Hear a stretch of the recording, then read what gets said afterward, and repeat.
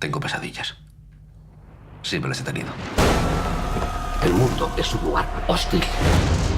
¡Tomás, Vidal! ¿No ves cómo está cayendo? ¿No ves cómo se mueven las ramas? ¿No ves cómo cae? Con 18 años uno puede prever si un hombre va a tener o no futuro. Tú tienes 20. Es que solo de pensar que me pasaré la vida construyendo casas, he decidido que me voy a ir con los amigos de Chad. ¿Sabes lo que hace la policía chadiana? Esto. Tienes que echarlo de casa. Yo no lo voy a echar de casa. Yo he sido precavido en mis asuntos. He cuidado de mi familia sin descanso. ¡Déjame! ¿Eres idiota o qué?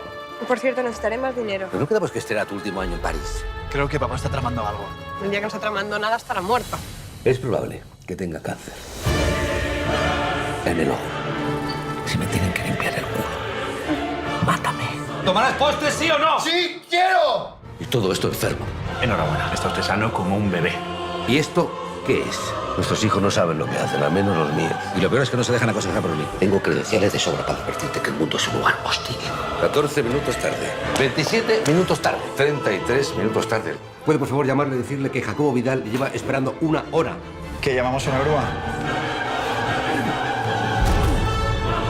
¿Has sido un buen padre? ¡Abre la puerta, que no te voy a comer! ¡Abre la puerta! ¿Con qué quieres vivir? ¿Con tu padre o con tu madre? Contéstame a lo que te pregunto. ¿Con tu padre o con...?